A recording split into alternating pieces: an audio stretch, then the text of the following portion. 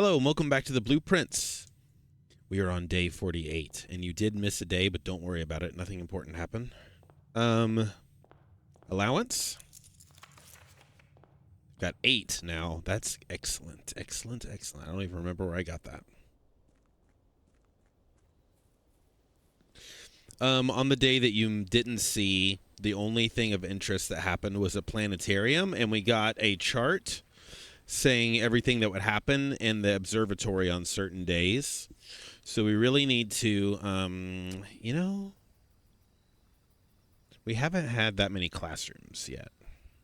But we're not trying to do that right now. We're trying to do something else. We're trying to get all these chess pieces on the board. To do that, I have to draft very certain rooms, unfortunately.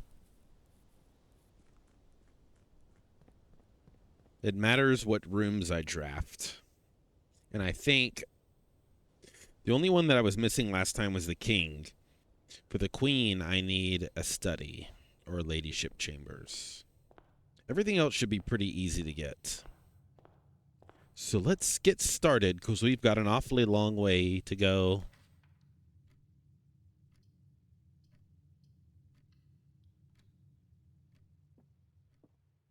The blue box contains the gems. All statements that contain more than one B are true. The letter B appears twice on the box that contains the gems.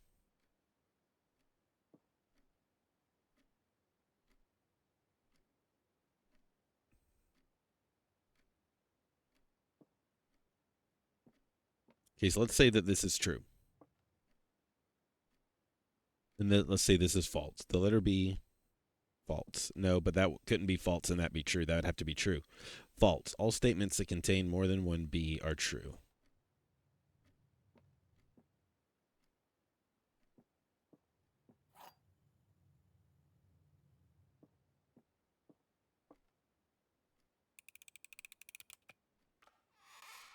Ah! I gambled. I didn't feel like thinking that hard, and I lost.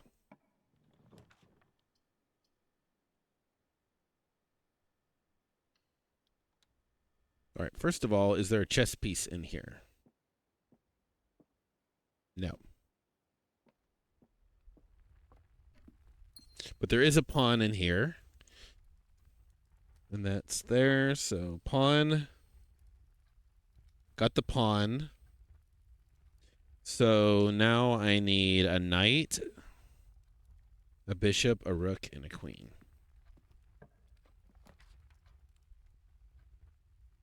Well, we can find a bishop in the chapel. So the chapel has the bishop.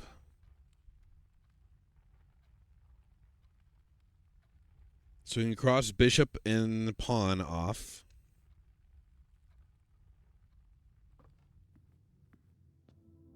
And I'm protected from the money grubbing stuff. Let's do a walk-in closet. Let's get some items going here. A cupcake? What the? I've never seen a cupcake in this game before. Oh, I should have got the salt shaker first. Dang it. Oh, well. Well, that was nice. Was there a chess piece in here? Yeah, pawn, but I don't need it. Unless I do. Let me just write that. Pawn. Okay, and there's a bishop in here. Yep. Looking for a knight. Or a rook. There's a rook in the nook. Let's do that. Even though it's going to block me off.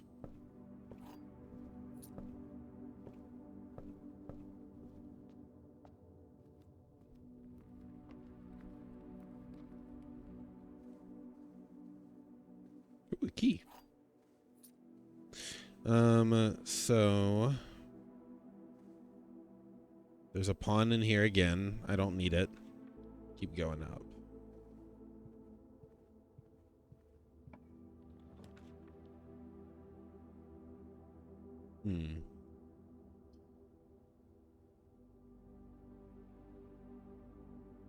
Oh, we're not going up. We're going that way. I don't want to go that way. I don't want to go that way either.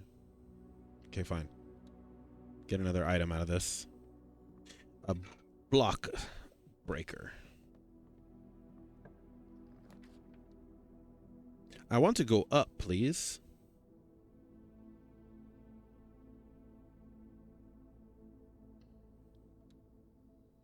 Not great.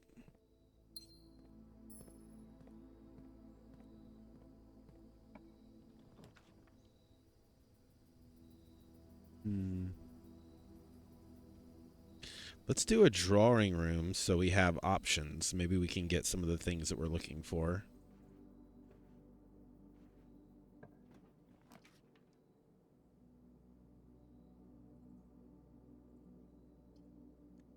Now these are what we're looking for.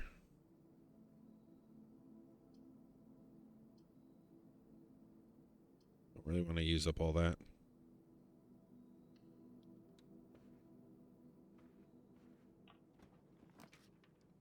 Nope. Nope. Do that, though.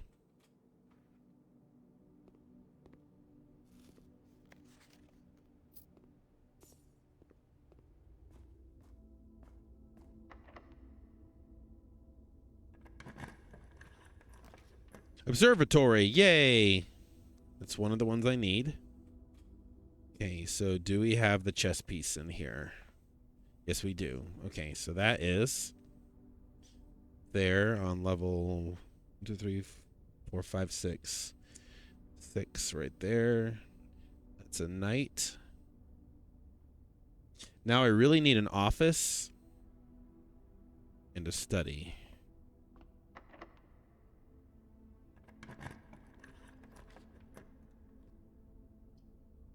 It's not anything that I wanted. That's actually horrible.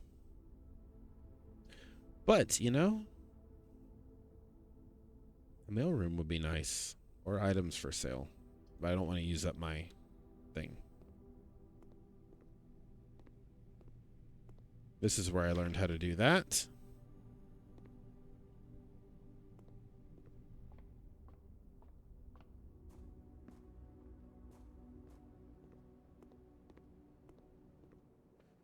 Let's go all the way back to the beginning before I continue further north. Let's get more items. Let's stock up.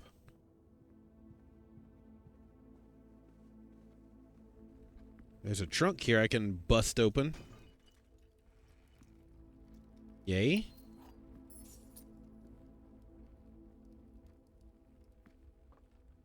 Let's go here and let's explore some more places. Not many places that I can go.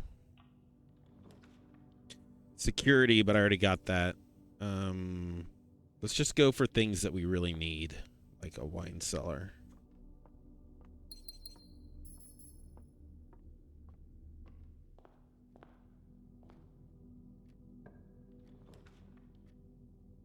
Wow. That is a terrible pull. Let's go this.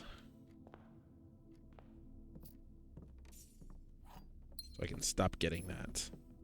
All right, now we go back, I guess.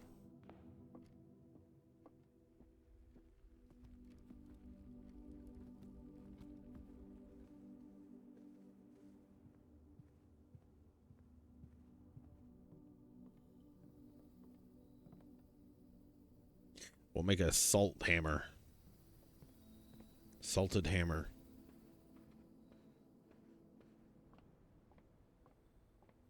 All right, come on. Let's do this thing.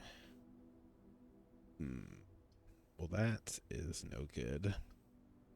Do this. Get a locked trunk. Maybe I can get some dice. That would be nice. Or more gems. So many gems. Hey, come on. Please, dear God. Don't dead end me. Oh, gosh, thank you.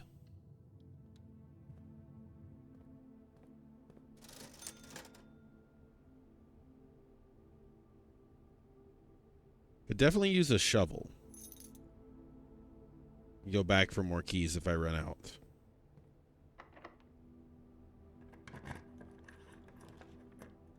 Gosh, they are trying so hard to dead end me, but it's not going to work. Hey, hey, hey.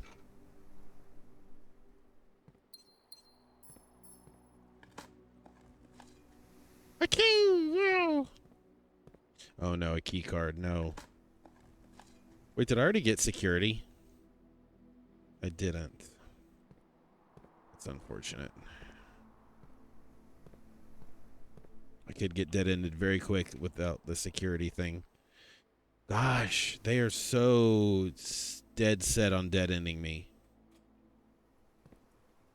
Come on, give me a dead end right here. That would be great. The ladyship's chamber. Yes, that's what I need. So this is where the queen is. And I see an item right there. That is 1, 2, 3, 4. Queen. Now all I need is the office. What? Yeah, it's locked.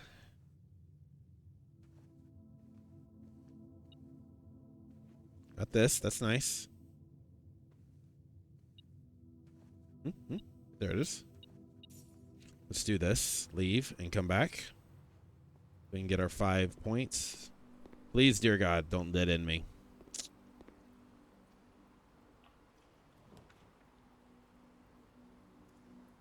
Yes. Good. Good. And another key. That's very good. Very good. Let's go up and hope we can get the office. Actually, let's go this way first and maybe... Okay, fine. We'll go up. Please.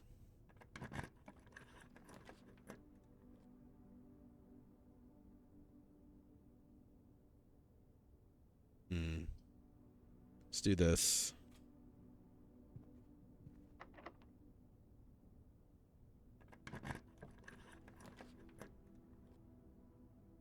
Music room, ballroom. Let's do this. We can get the dice and we can try to roll for the office. There it is. Okay. Shoes? Well, the dining room, that's good.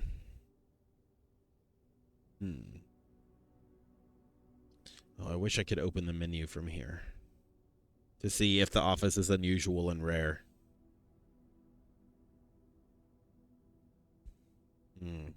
Don't know. I think it is, but that would be too much of a risk. Dead end.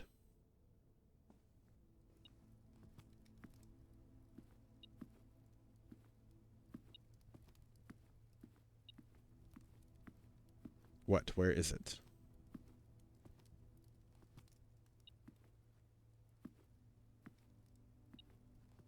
Where is it?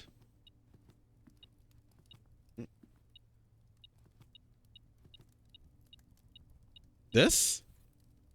Oh. Okay. Right. Were there any keys being sold today? Office, yes. All right. Whatever else happens today, we got it.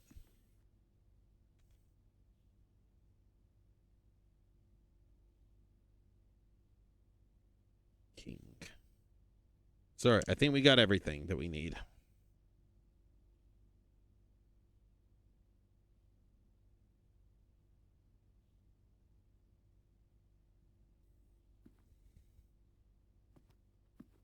I might as well look at my letter puzzle, see if I'm missing anything. But I think it's if we count small gates, 8 dates, crack 8 safes. I don't know what that means. If we count small gates, I don't know. Small gates? What are you talking about? I'm going to do the spread gold thing later. See if I get a conference room. Trophy room? I've never been to the trophy room before. Costs all my gems. Let's do it.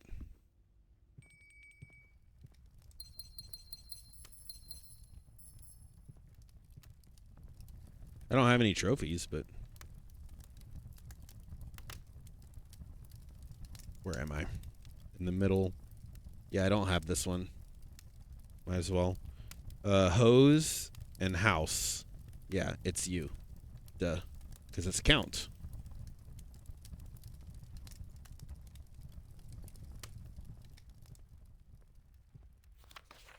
Oh, yeah. I've seen that. I have a picture of that. I do have this trophy. That's nice.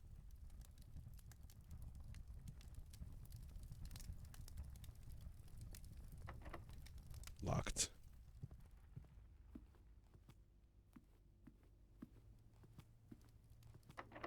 Locked.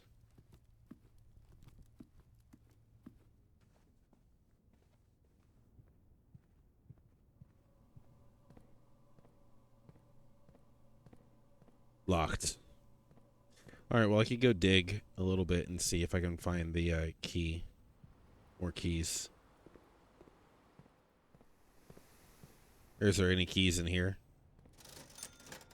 No.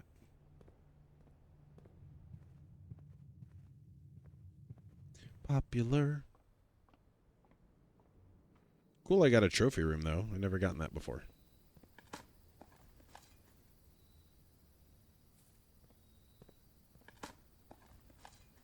I would have been surprised if I had gotten a key from this, because I've already gotten a lot of keys from other things. Well, this was a very successful day. I think, anyway. Oh. Huh? What? What? Huh? Oh, a key! Dun, dun, dun, dun, dun, dun, dun, dun, dun, dun, dun, dun, dun, dun.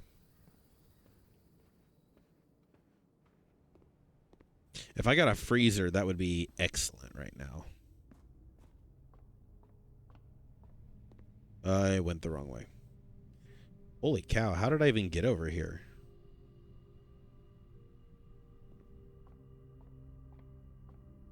I thought I was going back to the front. Good thing I wasn't, actually. Yeah. This is the right way.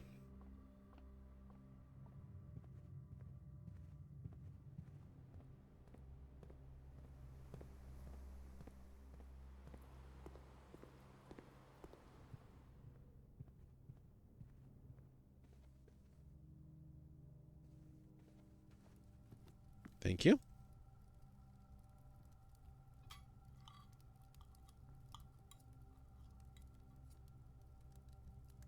It's making me hungry. Oh, yeah, I'll also spread gold throughout the estate.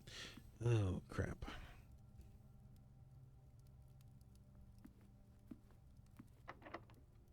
We'll just try it.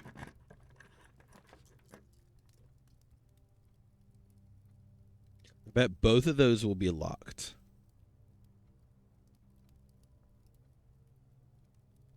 What's my inventory? Let's just see what happens here. I bet they'll both be locked. Locked. Locked. Okay. Well, it was nice. Nice knowing y'all. Hi, kitty.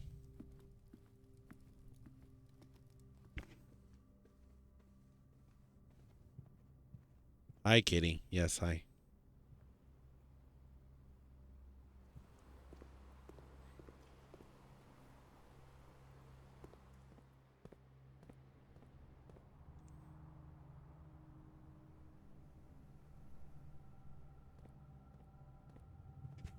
Hi, kitty.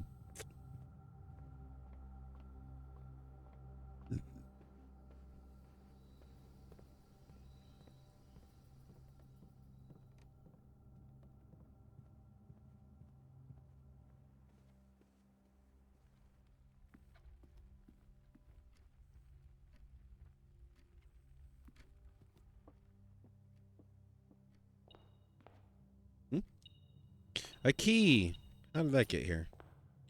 Dadgummit. Well, I'm going to go do the chest thing, because I'm right here. All right, here's the moment of truth.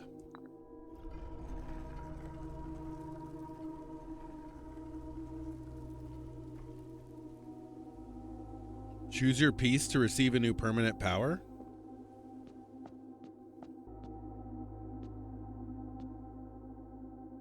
Each day you choose a color. Rooms of the chosen color are more likely to be drawn while drafting. You do not have to pay tithes. Instead, gain 30 the first time you enter a chapel each day with this power. That's really good. You may draw floor plans up to 4 times when drafting the 4 corners of your house. Each time you draft a room in the queen side, you lose 5 and gain 1 key. That's not going to be it. Add the armory to your draft pool. The ambition of the pawn. When you reach 8, you may choose knight, bishop, rook, or queen. Gain the power of that piece until the end of the day. Rank 8 is pretty high. I think I want the king. Choose a color. Rooms of the chosen color are more likely to be drawn while drafting. All right. You've accepted Banner of the King. You may give it this power by returning this chamber on a future day and unlocking the pieces again.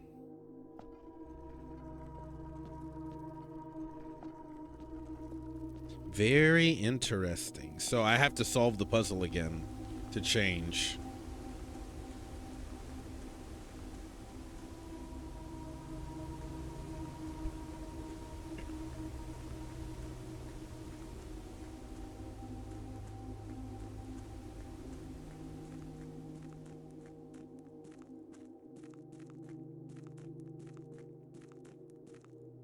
Very cool. So I've totally solved the chess piece puzzle.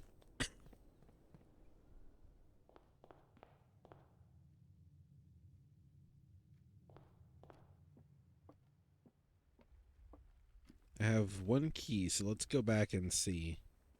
Keep forgetting I have dice.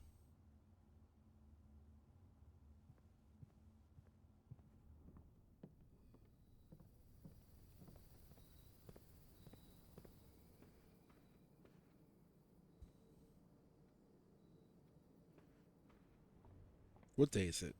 48. I have to make sure I go to the observatory on day 50 because there's going to be like twice as many constellations or something.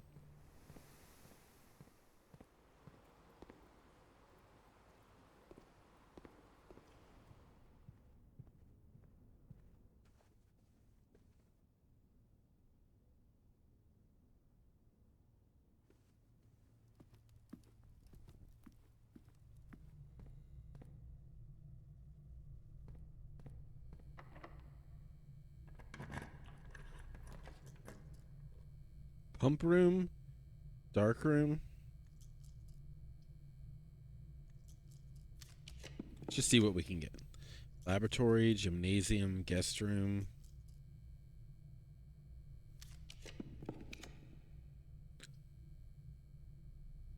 That's the one right there. That's what we want. I could have started tomorrow with 20 steps too. That would have been nice.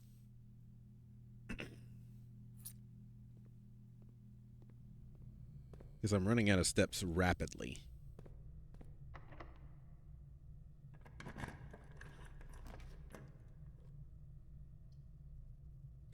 Garage. Well, I don't have any car keys. They really want to give me the pump room.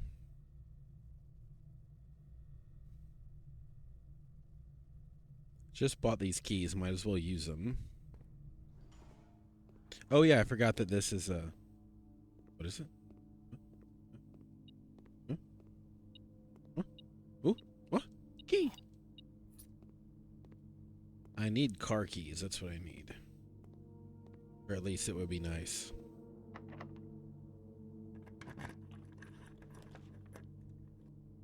A library. Didn't I check out a new book? I did. The Curse of Blackbridge. Only Simon P. Jones has ever read this. The legend of Blackbridge is one that's well known to people of the Grand Realm. What year is this? Doesn't say. For versions of this tale have been passed down from generation to generation. With each new telling, the story has changed, becoming over the years more colorful, more verbose, and as one might expect, increasingly horrifying. However, with so many renditions and unique personal touches, the task of confining and binding this tale to text seemed ambitious and impossible to challenge. Over the course of my research, I have heard dozens of variations of the legend, and while the details would often change, I was surprised how much of the story's heart remained the same. Yet the more I listened, the clearer it became that there could never be a definitive version of this tale capable of capturing all of the wonder and myth of Blackbridge. In the end, I chose to write down what felt most authentic, the story my grandmother told me as a boy long ago. Out of curiosity. Oh my gosh. It's story time, y'all. I hope this is good. Holy cow. Many years ago, before peace had become a familiar word, there lived a group of rogues so wayward that locals deemed it appropriate to call their number the Unholy Hounds. They were feral outlaws, composed of society's worst in a time when society was at its worst.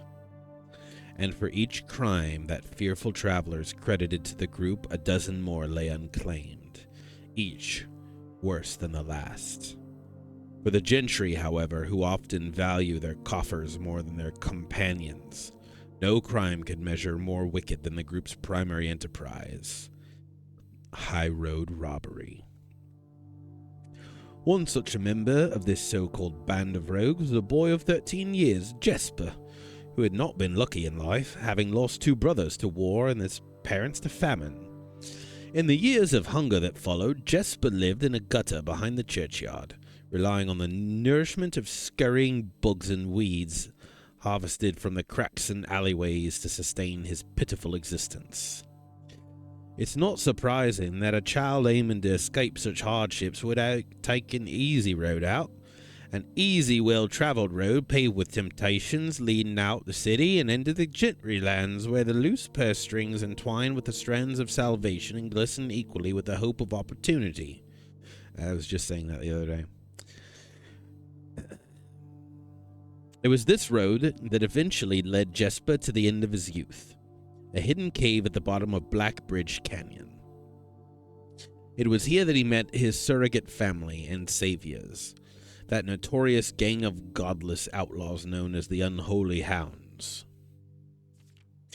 Despite the hardened circumstances that had led him to this vocation of banditry, Jesper was surprisingly tender-hearted and was often teased by the groups for being too kind for such an ignoble life. For this reason, Jesper was assigned the innocent role of berry picker.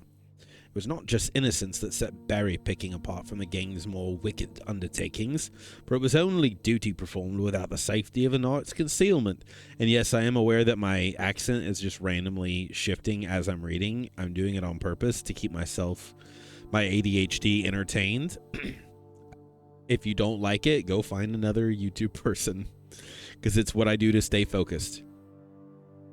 Jesper, no stranger to solitude, did protest that he alone worked while the others slept soundly tucked away in a cave at the bottom of Blackbridge Canyon. On one such occasion, Jesper decided to get an early start. He left the cave, berry basket in hand, set out in the woods before the morning sun had even brushed against the tallest treetops. It was colder in the mornings, but the headway drawn afforded meant Jesper could reach the furthermost berry patches without worry of being chastised for tarrying upon his return. It took over 3 hours on foot to reach his destination, and all along the way Jesper had passed many a familiar bush, all purely pillaged and so bereft of berries that one would have had to dedicate several moments in earnest examination before finding a single one.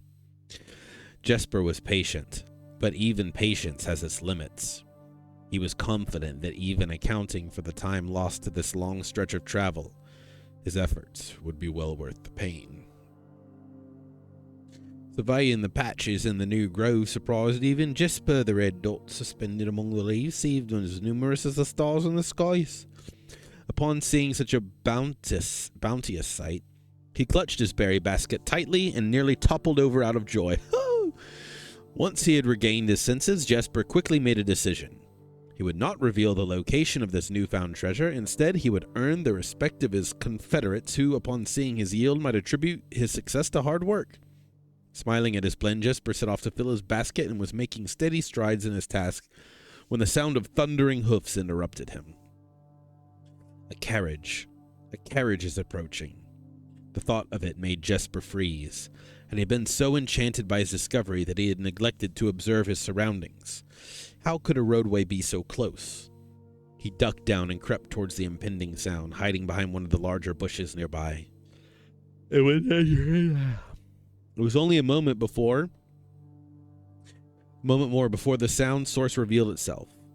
Within 50 paces of where Jesper hid, an elegant carriage with gold trim came soaring around a corner of trees, led by 2 beautiful white horses and conveyed with a stern-looking driver seated atop the vehicle.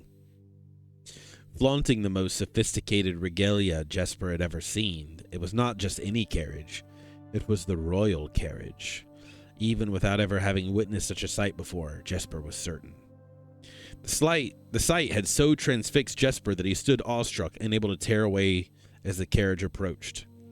The little concealment the bush provided was soon proven unequal to the driver's lofty perch. Upon spotting the boy, he pulled the reins with such effort that the noble steed slid to a sudden halt with precise control. "You, boy, get out from behind that bush," he shouted with a rigidity that betrayed a modest amount of fear. "You startled me half to death coming round the bend of my own drive, and me seeing such an unfamiliar face in a place where there ought not to be any face." Jesper quickly contemplated running. The man was much older, and his dress was suitable for a courtly behavior, so I probably shouldn't use that accent. Not dashing through the bramble and mud. I was picking the berries." Jesper raised a half-filled basket up to allow the driver to see the proof of his words. The demeanor of the man suddenly changed. It was a change that Jesper was familiar with. He had many times seen the same stern expression on the most fiendish bandits melt away when presented with a berry basket. These like drugs. Any suspicions the driver might have had instantly evaporated, for even the notion of a member of the unholy hounds picking berries seemed something that I've never read before. The softened expression even made allowances for a smile. "Berries, eh? Say, you couldn't have picked a better spot for them, could you? I used to pick berries here as a boy." Jesper took his cue to finally step forward out from behind the bush, proudly brandishing his basket. "I know, and what luck I found them. I've only just begun picking, and look how many I have. It would be taken me fourfold by the time the time back home to procure this number." The driver bent down for a closer look. "And where is your home, boy? It must be quite far." "What in the—" Jesper replied with a scripted response. "A little south of Tanner Fork, just past the burnt woods." "My God, that is far. You couldn't have come out that way only this morning." It was true. Tanner Fork was in the exact opposite direction that Jesper had traveled, and while the response would seem perfectly reasonable in a location closer to Black Bridge Canyon, he could see why it might seem less believable here. "Sir, I have traveled much further for much less profit. I dare say there is no distance yet made by man that would not be worth undertaking for a prize such as these. Surely you have tasted them for yourself." Jesper felt happier with his responses that seemed to amplify the man's smile. "In my youth, often, but perhaps I took it for granted because I never had to travel very far, and even then my father would always drive us here in our carriage. I'm ashamed I never had to walk such a stretch to earn an equal reward." It was Jesper's turn to smile. "Then let my efforts reward us both today." He raised the basket even higher. "A taste, in memory of your youth, sir." The driver chuckled and removed his own glove, bending in the seat to reach down to the basket. From the moment his fingers touched the first berry, the dagger in turn met his throat, cutting through a superficial layer of skin and drawing blood. Jesper caught the man's startled eyes. "And for that taste, I will have your purse, sir, in memory of my youth." The driver's arm had gone stiff, his chin raised and trembling, more frightened than he had ever been before. Whether unable or incapable of speaking, he did not respond to the boy. Perhaps he did not think his jaw could afford to be engaged at this particular time. Jesper let the basket drop, freeing his other hand to probe the man's pockets. "Do not mistake me, sir. I will not kill you if you give me no cause. though I will admit the thought of taking your carriage and leaving you, the indignity of walking impels to me. Unable to find a purse in the man's coat, Jesper pivoted to search the seat under him. Why you have no purse upon your person? Why have you no purse upon your person? The driver slowly raised his hand cautiously, pointing towards the carriage door behind him. Jesper lowered the knife's edge to a small degree to allow the man to speak, which he did in turn softly. There's a lockbox in the carriage. Well, come down then and get me the courtesy of sparing your life and binding your hands. A concession I will assure you of my tender heart, for it would be much easier to slit your throat. The man started to comply, slowly lowering himself from the driver's seat of the carriage. Once down, Jesper guided him away from the carriage to a nearby tree where he instructed him to get on his knees and put his hands behind his back. Excusing his inexperience, the man indulged Jesper while he figured out how to adequately bind him. The smile and kindness Jesper had seen on the man's face, now nothing more than a distant memory. In their place, cold, dark eyes displaying no emotion. I wonder, should I grant you the same clemency you're showing me? Jesper stopped, surprised by the question, but ignored it. Secured the final bindings and then hastily returned to the carriage. With one hand on the door handle, he turned back to the man. If there is no lockbox, there will be no clemency. Inside, the carriage was surprisingly dusty and unswept, the stark contrast to the elegant, polished, golden facade of the exterior. It had apparently been many years since a passenger had enjoyed passage in this vehicle. This all but confirmed what Jesper had suspected. The driver of this carriage was not a servant of the employ of some greater master. Any curiosity that this observation might have further produced was quickly abandoned upon seeing what rested under the carriage's back seat, a large wooden lockbox. Despite its hefty appearance, the box was surprisingly easy to handle. Within a few minutes, Jesper had dislodged it from hold and carried it into the sunlight, inspecting the box carefully. 2 observations were made. Totemic symbols found carved on all 4 sides of the box hinted that the box was very old and likely not to be created by Oridian hands. It reminded him of artifacts from the old world that was presumably crafted in one of these ancient realms. Secondly, the box was secured by a rusted yet robust padlock that would not open easily without a key. Jesper looked over to see the driver quietly observing him from his indentured position. Do you perhaps have a key you can provide for me to open this box? Without emotion, the driver replied, There is no key to that box. Jesper stood up. Easy enough, then. He headed to a nearby rock of sizable dimensions and lifted the stone up, carrying it back to the box. If there was ever a time when that lock had been resistant to brute force, it wasn't recent. With one hit, the stone had completely shattered the rusted lock. He bent down and opened the lid. Inside was an effigy, a crude figure chiseled from stone. Without too much deliberation, Jesper bent down and picked it up, somewhat surprised at how heavy it seemed, given how light the box had felt. Having expected to find something more akin to gold or gems, he looked questioningly to the man, hoping to find an answer. The driver's smile had once again returned. You are cursed, boy, for deadly is the stone. You have opened that which should never have been opened, and you are cursed. Jesper carried the effigy over to the man and shoved it in front of his face. What is it? That's one. Feeling his disappointment rising to anger now, Jesper tightened his grip on the effigy.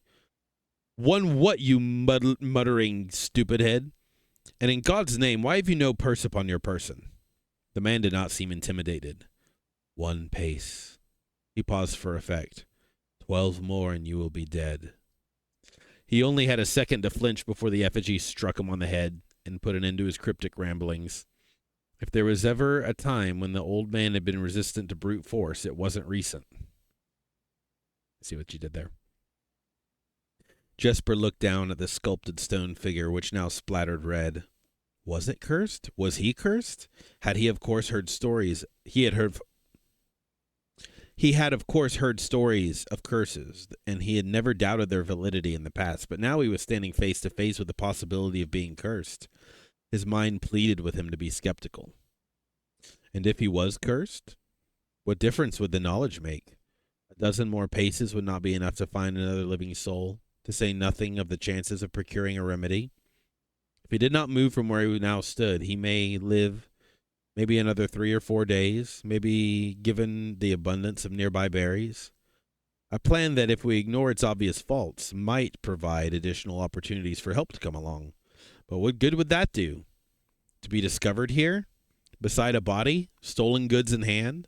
Bloated from berries and ravaging about a curse that he could very well not be real? No. It would certainly be better to face one's own fate now. Take a dozen paces and see if life goes on. But Jesper found his legs were unable to make that first step. His mind wasn't able to convince his limb to waste away 1/12 of his life in a single motion. Feeling the desperation sink in, he hopelessly looked about him for a solution. And if, by some stroke of luck, the gods had heard his plea, a miracle materialized before him, and he found himself suddenly at the end of a fairy tale. Wait, what? 2 white horses and a carriage of gold trim were beside him, the answer to his immediate prayers. He laughed at the fortune and calculated the short number of paces back to the road. 4. Perhaps only 3 if he jumped. He made a quick survey to see if there was anything he wished to grab before taking the plunge. He thought about removing the driver's fancy coat that appeared to be of some value, but the additional risk of undertaking such a task too great to chance. And so, after a profound breath, he took his second, third, and fourth steps, though they were quite large. Seated now behind the horses, he reached for the reins and suddenly realized that he was still gripping the effigy. If the curse was real, then it would most certainly be better left here. If, on the other hand, the story was fictitious, there might be some appraisal he could be made of the figure. It was, after all, found within a lockbox whose typical function secures objects of value. Having witnessed firsthand the horrors of destitution, Jesper found his mind equally reluctant to allow his hand to let go. If it is cursed, I die. If not today, then tomorrow. And if I die, what care have I? And with that statement said aloud to the horses seemingly, Jesper took up the reins with confidence.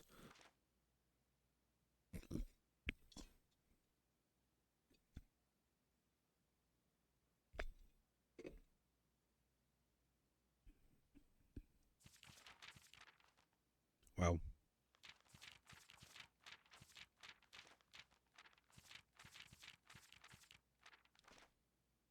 Part 2, Below the Black Bridge.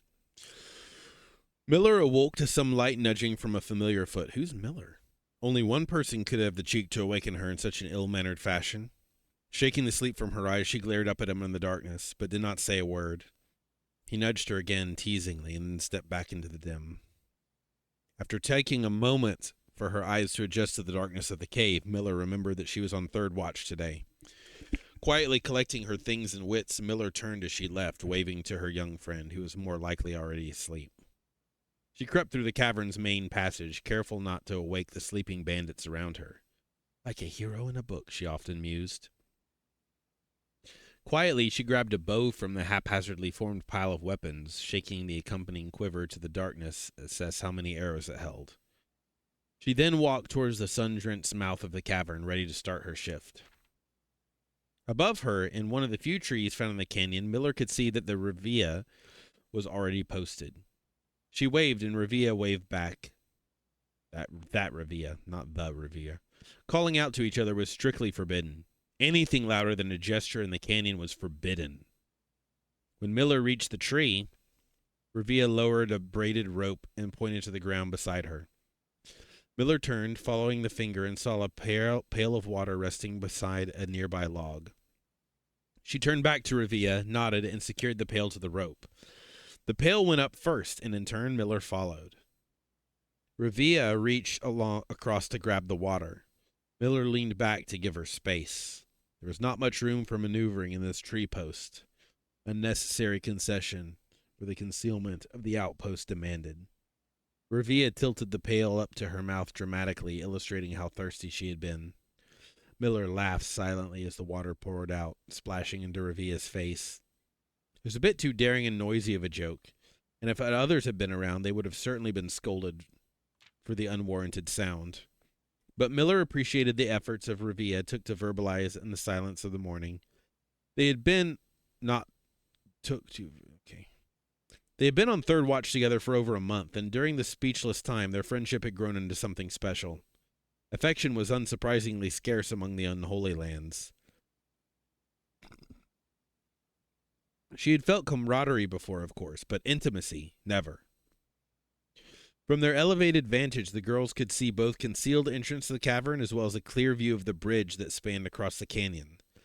Black Bridge was a link between the Gentry lands and the northern mountains, the overpass that connected Oris and Reddington. To the city-faring travelers of the realm, the bridge was unavoidable crossing. In the day, the task was to ensure that travelers passed by without stopping. At night, the task was to ensure that they do stop. Like most of their band, Miller preferred the night. The biting glare of the sun made tolerable to the farmhands and bricklayers, but to Cavern House Bandit, it was a source of constant annoyance. And that day there was no shroud to conceal her expressions, nor to hide her thoughts. She felt exposed. Revia touched her elbow and pointed up. Miller, striving to suppress a budding smile, suddenly shook her head in response. There were many signs that the unholy hounds used in lieu of words. The two of them had developed an extended vocabulary. Gestures quietly forged in the shared solitude of their month among the branches. She watched as Revia shifted, placing her palms flat on the floorboards beneath them. Miller knew what she was trying to say, but shook her head a second time. It was often more fun to pretend not to understand. Revia rolled her eyes and turned away, looking back to the canyon. Squinting through leaves, the two girls held still, watching and listening.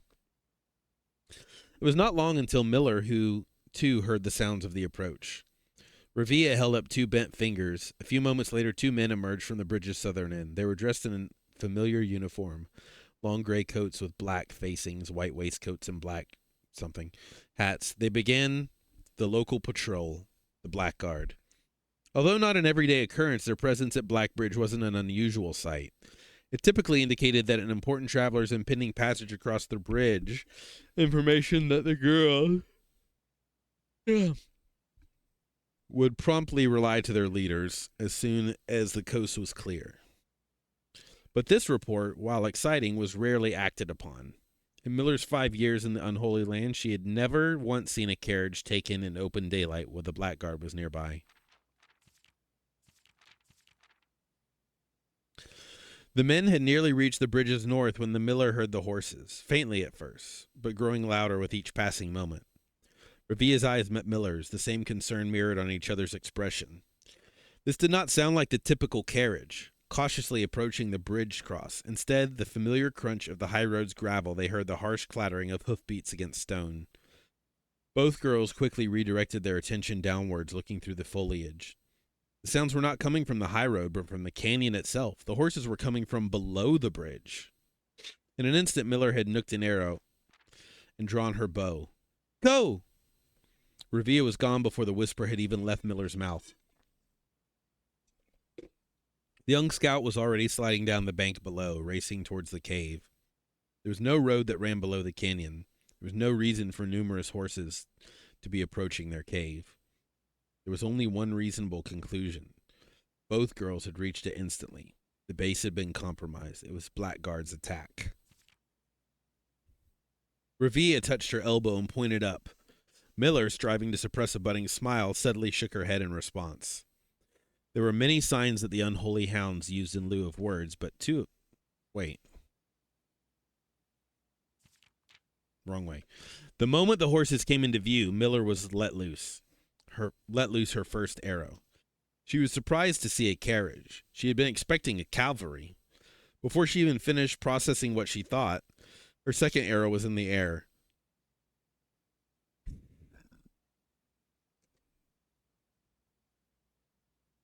Without a trail, it seemed it would be unthinkable for a carriage to traverse such rough terrain. Yet she watched the wheels jolted over the rocky riverbed. A third arrow was now in flight, and there would be no need for a fourth. The driver slumped over just moments before the vehicle dipped into the small ditch, slamming into the embankment. The force of the sudden haul immediately shattered the front two wheels and catapulted the driver from his seat. Utterly confused now, the miller quickly glanced over her shoulder to see if any horses were also approaching from the rear. Down in the canyon, the entire horde of the Unholy Lands came spilling forth from the earth as if hell itself had suddenly sprung open. The group seemed even more bewildered than Miller, half asleep and tripping over one another in desperate attempt to engage an unseen enemy in combat.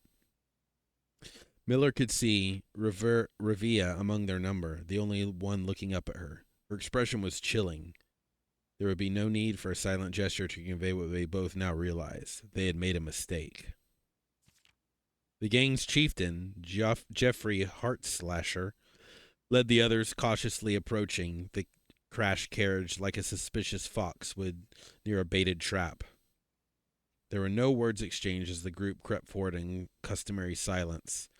A dozen or so paces in front of the wreckage lay the far-flung driver, an arrow protruding from his broken body, and beside him a blood-stained effigy carved from stone. Miller was inconsolable. Jesper had always been her favorite. He had always shadowed her in the night, clinging to the hems of her every move, the way a child trails behind an older sibling. Tender-hearted, she always called him, though deep down she had known that wasn't quite true. His appearance of gentleness concealed a raw, resilient durability that emerged in the most perilous of situations. He had been a flower among the nettles of this cave, but he still had thorns, honed by a grim past and 100 hands of misfortune. They buried him in the darkness, in the back of one of the larger cavern rooms. He was interred with berry basket and a silk handkerchief that he had treasured. The mysterious effigy they had found beside him served as a distinguished gravestone, a marker that stood out as somewhat special among the rows of similar swords making in neighborhood plots. No one spoke, not even in whispers. There was nothing to say. Miller awoke the next day to a thunderous shaking, then rattling of the earth, a far cry from the playful nudging of the previous day. She strained and adjusted her eyes, but the choking sting of stirred-up dust caused her to flinch. Panic was also in the air. The sounds of scurried footsteps and clattering feet filled the space around her. But even in alarm, the silence was louder. What was it that sounded so strange? Miller closed her eyes tight and used her feet to guide her along the passage.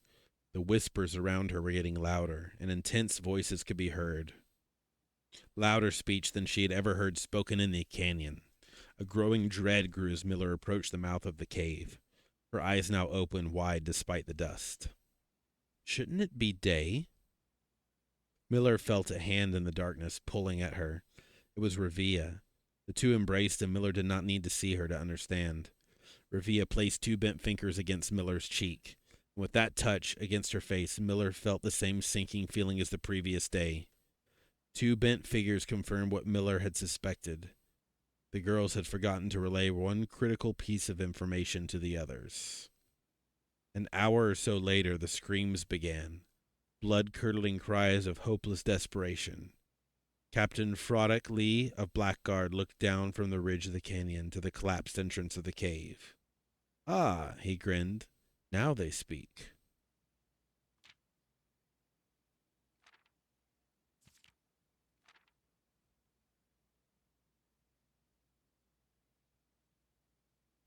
Weird. All right, well, is there any hints in this, or is this just a story? All right, well, I don't know if that book's going to come in useful later, but for now, there you have it. And I think it's time to call it a day. Yep.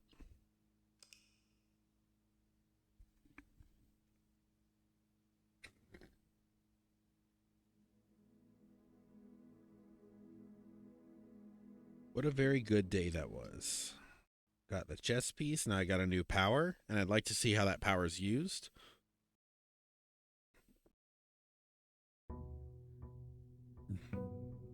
Day 49. So how do I choose a color?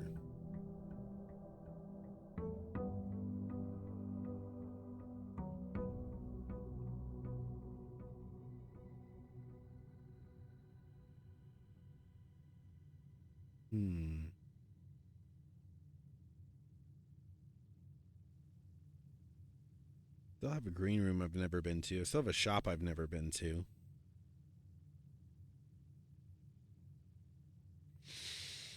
Hmm. Are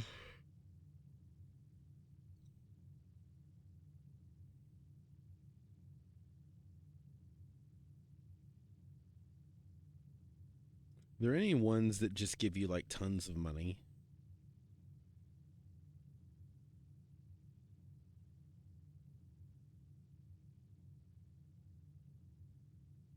Also, where's the classroom?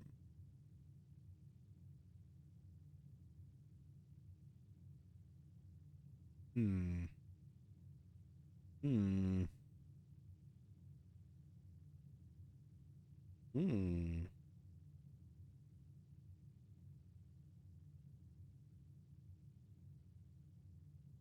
Hmm. I guess today I'm gonna choose. I guess you don't have to choose one.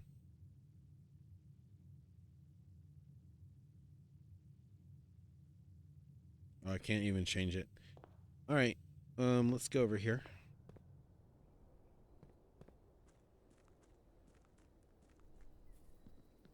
Let's have a look-see real quick at my list and see what I've gotten left to do.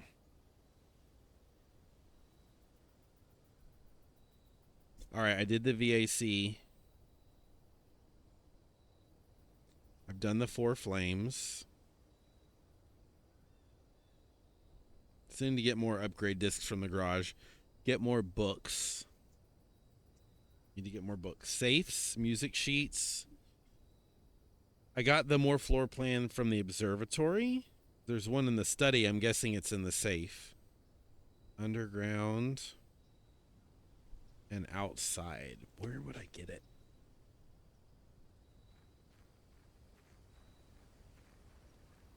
And then power the lab. I still haven't done.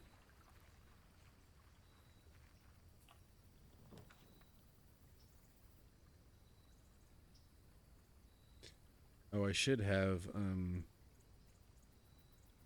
You know what? Let's do the schoolhouse. There's probably more music sheets and stuff that I could do.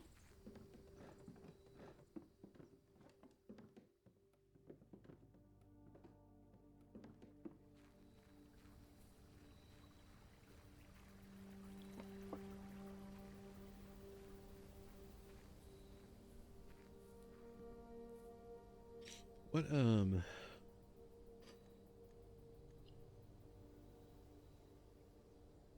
what kind of room is, yeah, okay, boiler room and lab are all the same.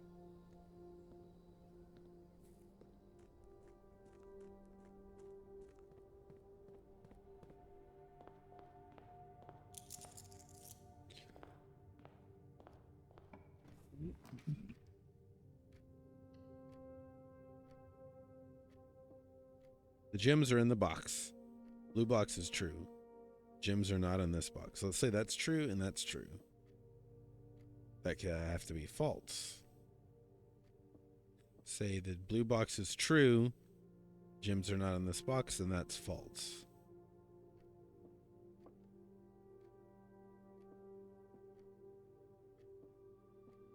Which would mean that's true. I mean, that's the one with the gems, but it's not true. Wait. It can't be. So let's say this is false. The gems are not. They are in that box. Blue box is true. That's false. And this is true. Nope, that can't be. Let's say this is true. This is true. This is false. Then it's this one.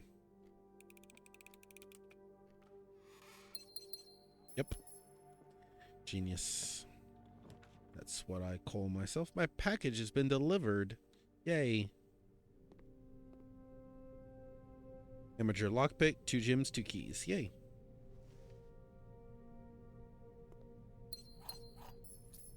Excellent.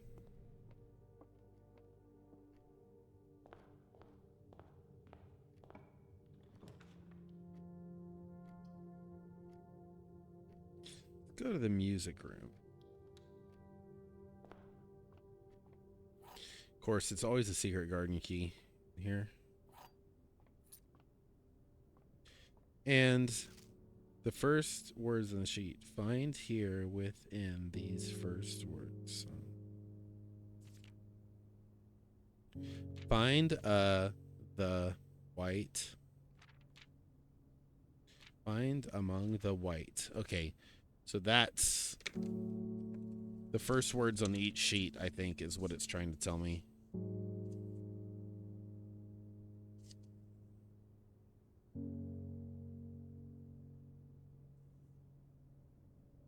True message. Have to find a new page to write this on. Haven't found the rumpus room in a while. Music sheets. Find among the white.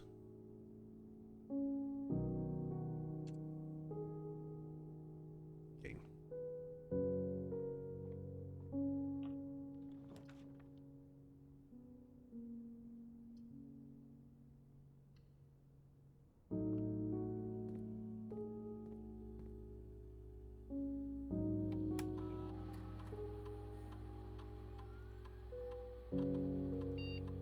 Okay.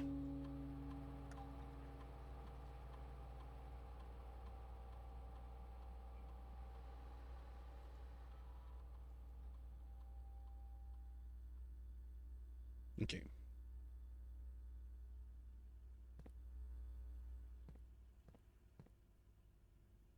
Oh, maybe down first.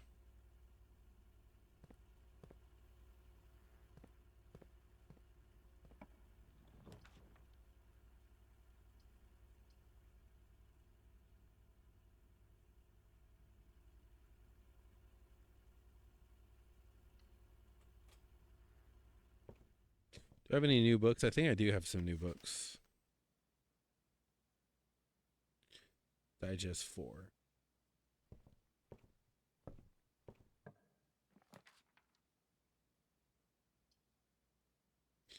What is today? Day 49?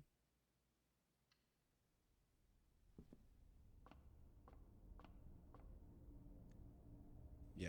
Tomorrow is a big observatory day. Sale.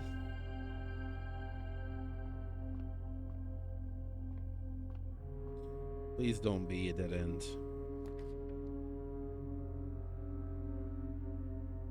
Ugh.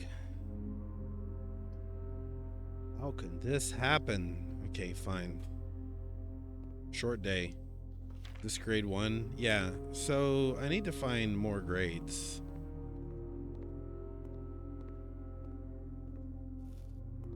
Does this have anything to do with anything?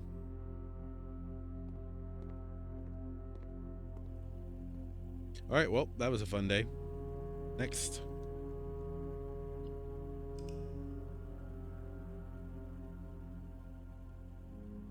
Probably the smallest house so far. Oh man, I wanted to see what it was called. Day 50.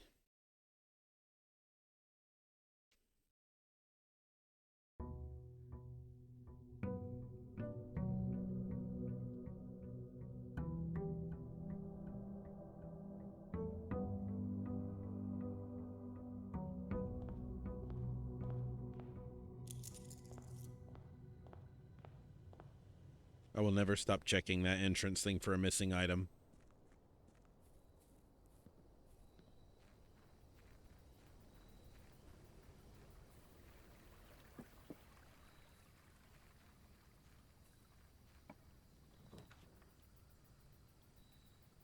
Let's do the shrine.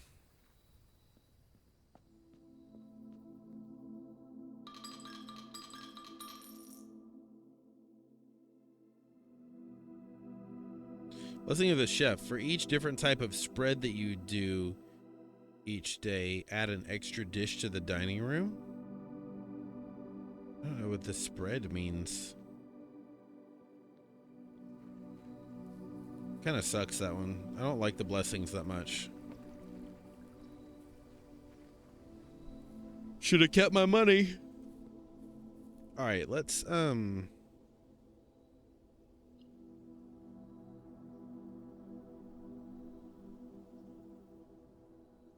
Let's do blue again. And I want to look at the history. What was yesterday?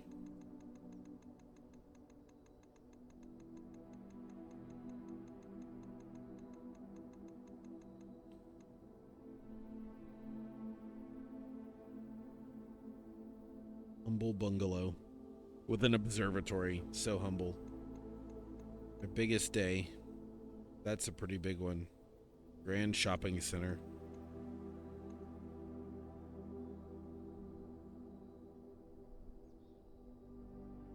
What was that one? Pitiful bungalow.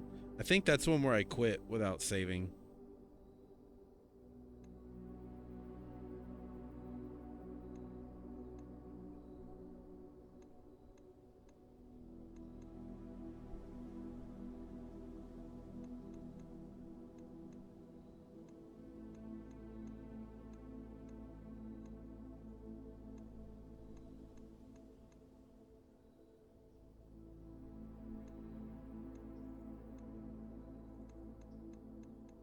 See what my first day was. Just a big circle. Pitiful. Day 3, I got all the way up there. Okay.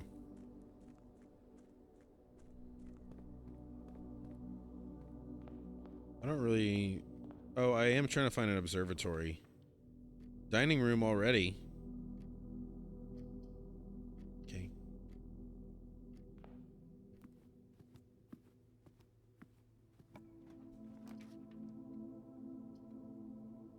Let's do this. Prism key.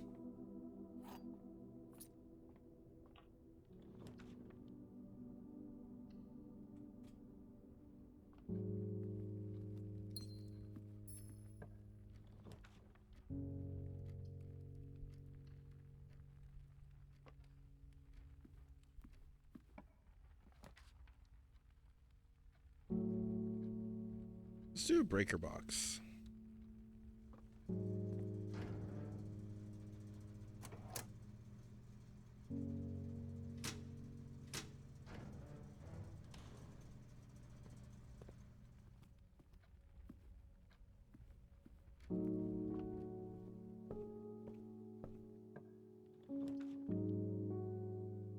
Security would be good. Why are we playing the in-game music? Turn off all those doors. Let's make the keycard system security level high. There's a lot of them. And they'll change offline mode to unlocked.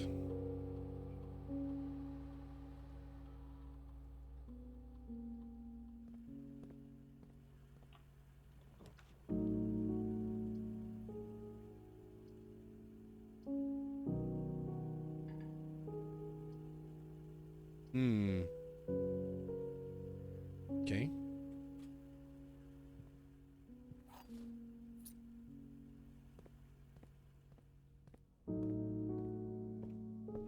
When am I ever gonna find the car keys again?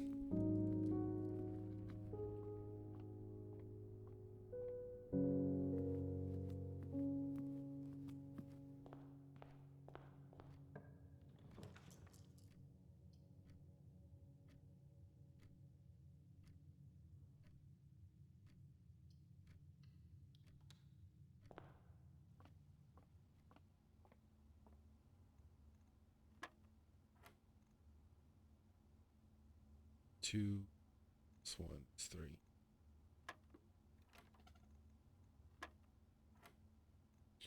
2, 0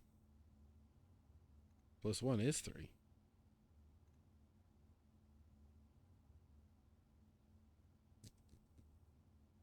His triangles like reverse the numbers.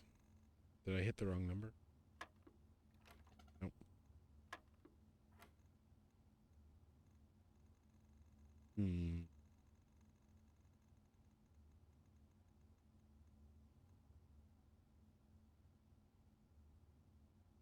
Oh, 10. 10 plus 2 is 12. That makes sense. Want me to reverse the 0 there? Oh my goodness. Okay. 26 is 26 plus 10 is 36. And then divided by 3.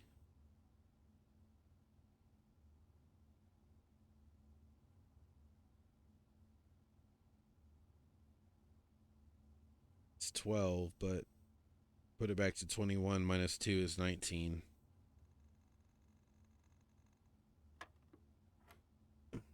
Okay. 1 times 20. Key card. Well, of course I get the key card in the day that I don't need it.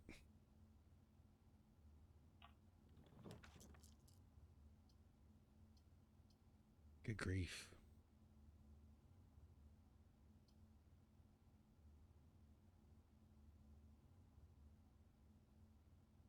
I need to rotate these. It's getting ridiculous. I can't even go that way. Let's do this.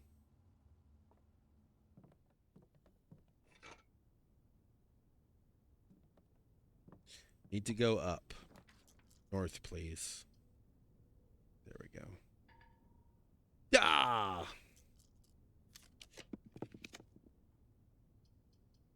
Yes, thank you. Let's go back down here real quick and let's just get what we need for this. This can be a dead end full of stuff. Yeah, let's do the parlor so I can get the observatory. Gyms are in the only box of the true statement. One of the other boxes is true. Gyms are only in the only box of the false statement. Okay. One of the other boxes is true. So let's say that's true and this is true. The gyms, yeah, because if it was like this is false, one of the other boxes is true, then it would be false and false. So that would not work. One of the other boxes is true. True. Okay, let's say, is this one true? The gyms are in the only box of the true statement. False. The gyms are in the only box of the false statement. True.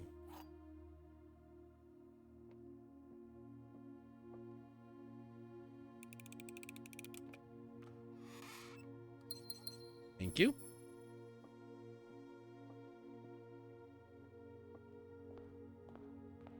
Got more gems. We're ready to go.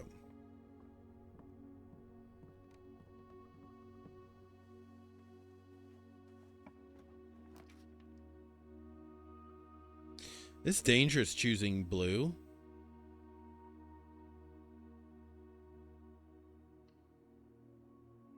Because you don't realize how limiting that is.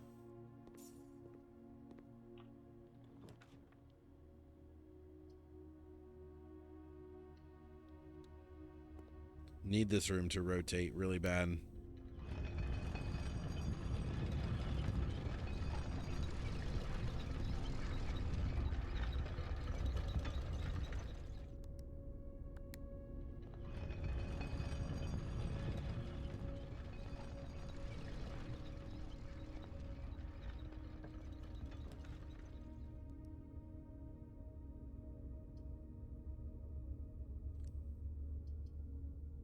Do this.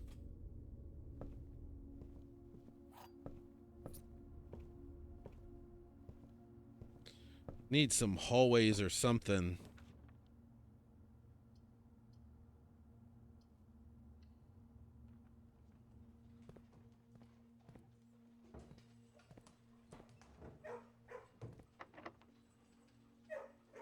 What does the prism key do?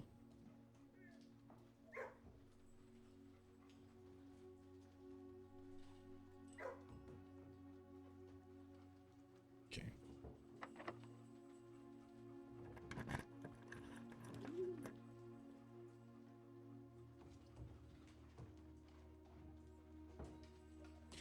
One, two.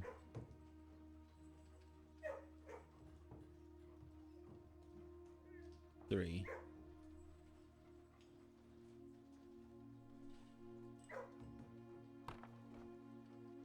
Let's do this one.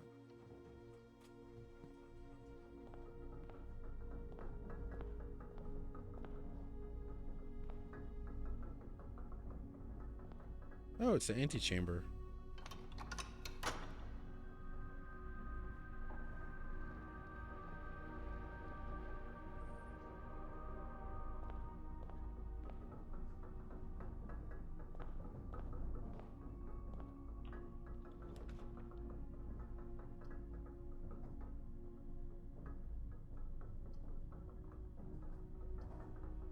Hmm.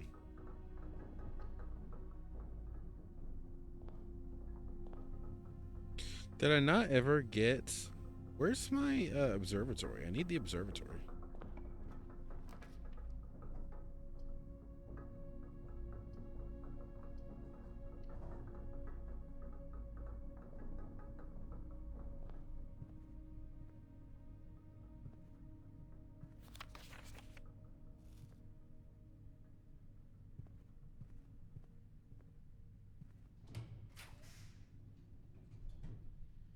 There it is. Oh, but I can't get it because I need gems.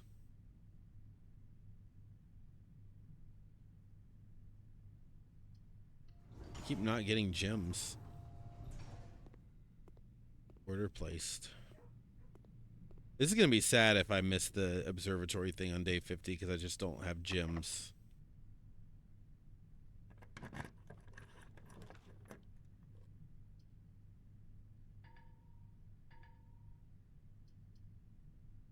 Crap. This is absolute travesty. And I want to like reload my save.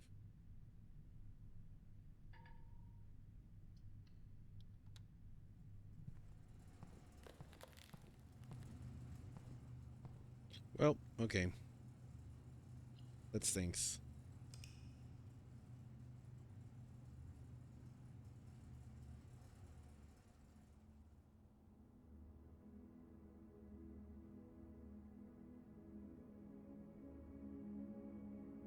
Never got a den. I did get a den.